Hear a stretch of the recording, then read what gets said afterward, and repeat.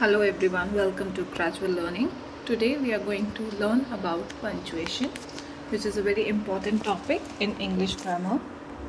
So, first let us know that what is punctuation. It is a set of symbols which are used in writing to clarify the meaning, indicate pauses and separate structural elements in our text. Structural elements are your words or short sentences. These marks help organize words in a coherent sentences, making the writer's idea easier to understand. So when we are using all these punctuation marks, we can easily write our text, and the other person, the listener or the speaker, can easily identify where to pause, how to read the particular sentence, what kind of expression can be given. Also, proper use of punctuation ensures clear and effective communication, which I just told you right now. Even the writer who is writing the text, it becomes easy for him or her to make the reader understand what he wants to say.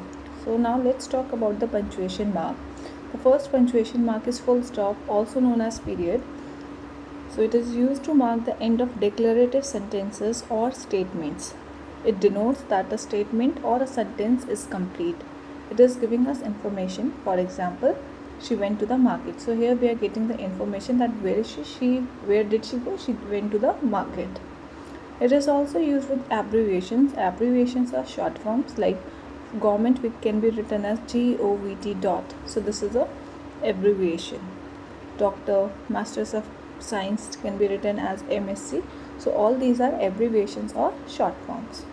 The next one is comma, which is used to separate the words belonging to the same category.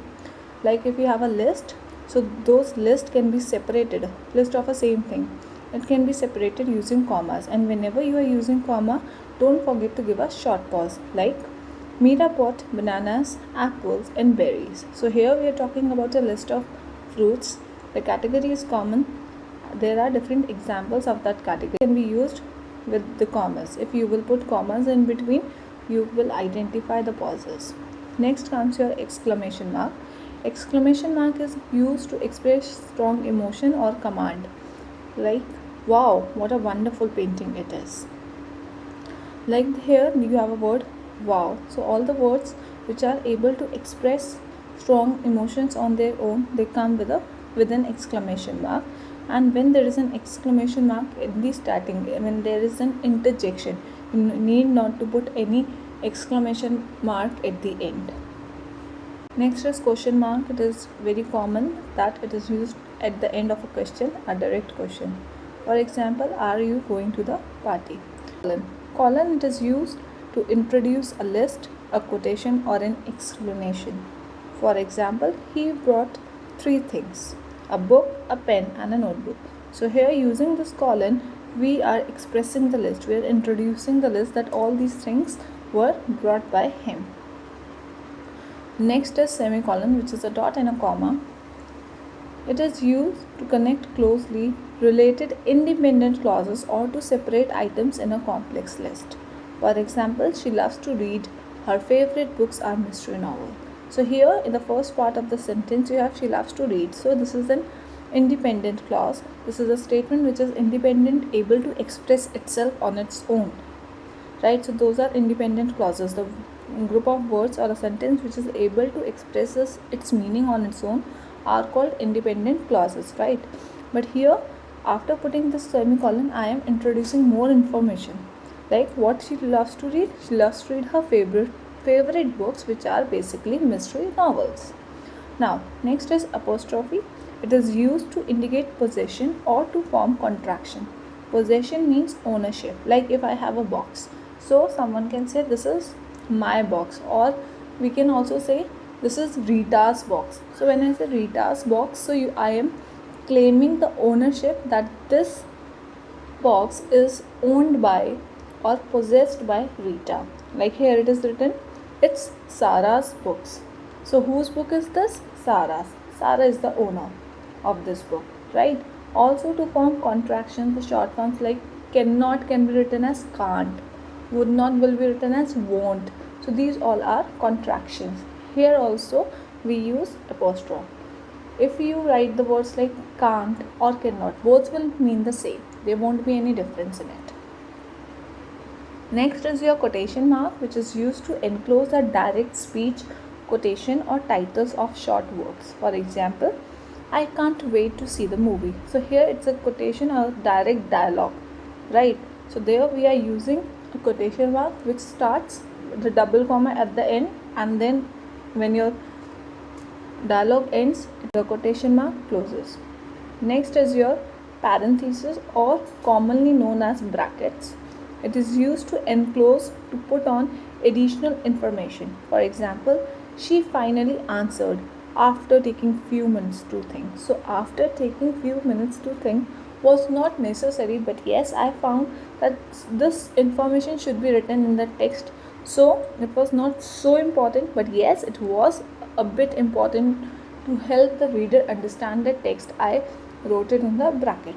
Or sometimes it is written to simplify the meaning of the sentence or the text. So she finally answered after taking 5 minutes to think that she didn't know the answer. Next is hyphen. It is used to join words or parts of words. For example, a well-known author. So well-known, together they are coming with a hyphen. Next is dash. Now it is used to indicate a range or a pause stronger than a comma. So here hyphen and dash, they are defining two different things. Hyphen, it is used to join words to make a new meaning, whereas dash, it is indicating a time limit or maybe a range, right? For example, here it is written the years 1990 to 2000. So this was a big time, right? So these 10 years here we are talking about. So the years 1990 to 2000 were transformative for technology. Or one more example, she gave him her answer, no. So here when we are talking about a range, or if we want to give a bigger pause like you saw in the second sentence, she gave him her answer, no, then we use dash. Next is ellipsis. These are 2-3 full stops coming together. It is used to indicate the omission of words or a trailing off in thought. So these are used like I am not writing the things which should come after my text, or I want the other person to write this, or to continue the thing, or to make the other person or the reader think. Then I use all these ellipses. For example, I was thinking about it, but, or you may have seen in the stories when the clues are given to us, then also in the same manner we write in the same manner. Like if I give you one example, if it is once upon a time there was a village and it was raining heavily, and then suddenly ellipsis, right? After suddenly I wrote ellipsis, put 2-3 full stop. Now here the other person is forced to think about okay, what I can add to it. So this way it happens. Next we have one other kinds of bracket. Here these are square brackets, the previous one were curved brackets. So these are used to insert explanation or comments within the quoted material. So whatever the quotation is used, here we have a dialogue and it is in quotation marks. So whatever the information is there in the quoted material, in the quoted line, we add more explanation or comments to it. For example, the article stated that the research conducted over 5 years showed significant results. So what is the quoted material here? The research showed significant results, but I wanted to add that it took 5 years. The research itself took 5 years to come to this decision. So here in the bracket I will add more information or more explanation or comments related to the quoted material. In the previous bracket we just added more information, but here in the square brackets we are adding more information with the quoted material, right? Slash, it is used to indicate alternatives or a division. Example, please press the return or enter key. So here I am giving you alternative that either you press the enter key or you press the return key. So now we are done with the punctuation mark. I hope you have understood it, but still the video is not over. Let's go and learn about the capitalization rules, which are again a part of punctuation. So first sentence, the first word in a sentence should be capitalized. For example, she went to the market. So S is capital here. Second rule about proper nouns, and I have found a lot of students doing the same mistake. So whenever you have a proper noun, that you have to capitalize name of people, specific places, brands, days of the week, month, holidays, even if they are coming in middle of the sentence. Like here are few examples: Emily, Paris, Nike, then Monday, December, Christmas. So all these are proper noun and they are capitalized. The first letter is capitalized. Even in the case of a sentence, if any of these are coming in the middle of the sentence, then also you need to capitalize it. Then pronoun I. It is very important. Again, a lot of students are doing this mistakes. Even the senior students who are in class 8, 9th and 10th, that always capitalize the pronoun I. For example, when I went to the store, I bought apples. Here you can see that I is written in middle of the sentence and still it is capitalized. Just remember, I is a special pronoun, so it will have different rules and it has to be capitalized no matter the position of the pronoun in the sentence. Next is titles and headings. The titles and headings, they need to be capitalized. So the first and the last word and all major words in titles of book, articles and songs are capitalized. For example, to kill a mockingbird. So you can say the main words are, the first letter are capitalized.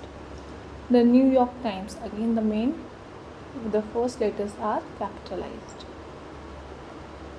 Now the first word of the quotation. Capitalize the first word of a direct quotation when it is a complete sentence. For example, he said we should leave now. So if you have a direct speech dialogue, so always when you start the quotation mark, make sure that the first letter is capital. Then after completing this sentence, whatever the punctuation mark is needed, put that punctuation mark and then close it with the quotation mark. So the punctuation mark which is ending the sentence should come first and then your quotation mark should come and then close the sentence. Also in the case of salutations and closing, you need to be very careful that capitalize the first letter, the first word of salutation and the first letter of a closing, like Dear John. So D and J are capital. Sincerely yours. So S is capital and Y will be also capital. So here we are done with all the basic rules of punctuation. I hope you all must have understood the video. If you have any problem, you can put it in the comment box. Also in the description there is a link to a form. Google form is there. You can add all your queries in whichever language you want the queries to be solved, Hindi or English, whatever concept is it. You just need to put it in that Google form. I will read it out and then I am going to help you out. Thank you. Your suggestions are always welcome. So stay tuned and learn and gain knowledge. Thank you.